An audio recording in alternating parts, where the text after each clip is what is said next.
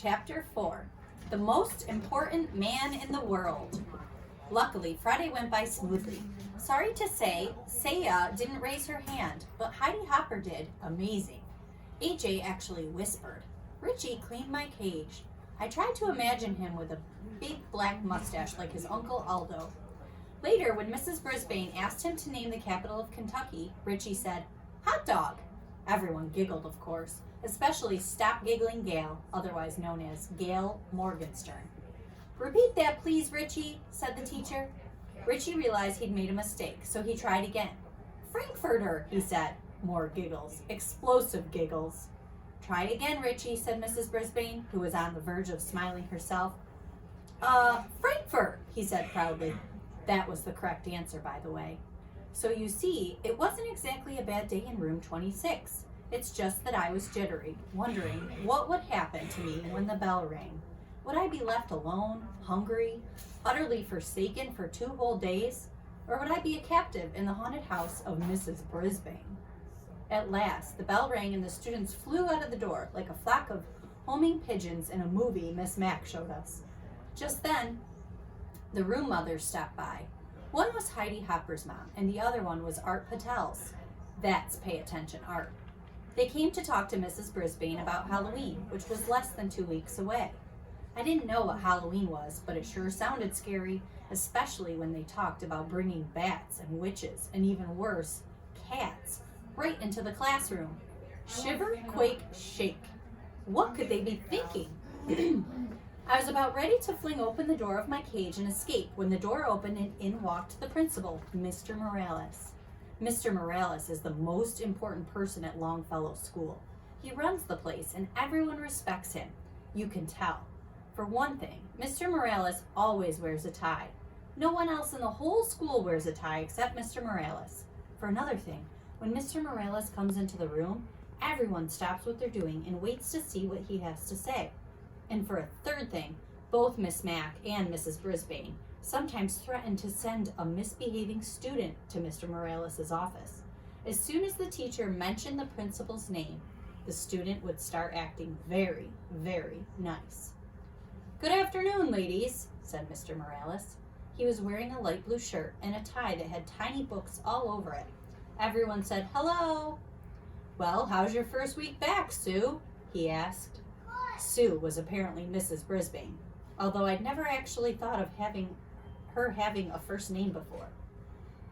She said it was great to be back and what a wonderful class it was, which obviously pleased the room mothers.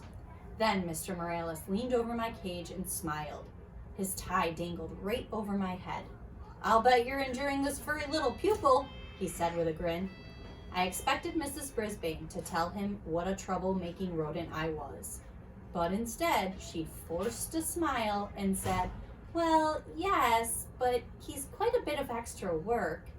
Mr. Morales waved a finger at me. He didn't seem to hear what Mrs. Brisbane said. "I always wanted one of these fellows," he said, "but my papa wouldn't let me have one. Sure is cute." Mrs. Brisbane cleared her throat. "Yes, but I'm afraid he's a little distracting. I was going to see if Mr. Kim in room 12 wants him." I was shocked. Luckily, so were the room mothers. "Oh no, the children just love Humphrey," said Mrs. Patel. "Heidi talks about him all the time. And it's a wonderful way to teach the kids responsibility," Mrs. Hopper said. "Yes, but it's a little too much responsibility for me," Mrs. Brisbane sighed. "At least I have a couple of days away from him this weekend." "You're not taking him home with you?" asked Mrs. Patel. Mrs. Brisbane backed away from the cage. "Oh no, it's out of the question." "But Miss Mack always took him home," said Mrs. Hopper. "He'll be fine. He has plenty of food," Mrs. Brisbane answered very, very firmly. The room mothers were silent a second. Mr. Morales was still wiggling his finger at me. Then Mrs. Hopper spoke up.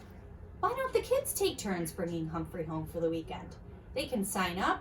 We'll talk to their parents and give them instructions. It will be a great experience." "Some people might not want him," said Mrs. Brisbane.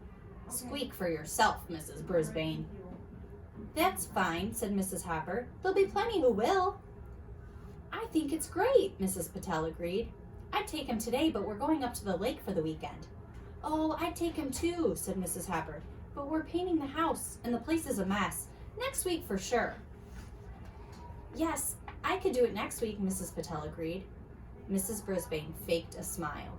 "So who's going to take him this weekend?" The room mothers looked at one another. "I could make a few quick calls. Maybe the Rinaldis," Mrs. Patel suggested. "Call, call, call," I squeaked. Suddenly, Mr. Morales stood up straight. "I have a better idea," he announced. "I'll take Humphrey home for the weekend. My kids will love him. Then, starting next week, you can have the students take turns." The three women were almost as surprised as I was. "Don't worry, he'll be in good hands," Mr. Morales assured them. Well, I guess I would be. After all, I was going home with the most important person at Longfellow's school. As he drove me to his house, Mr. Morales told me how he'd always wanted a hamster when he was a kid. But his dad always said that they didn't need another mouth to feed. I argued with him, Humphrey. I said, "Papa, I will feed him off my own plate." Then Papa said we'd have to buy the cage and stuff to put in it. I guess he was right, Humphrey. We couldn't afford it. He smiled his big smile.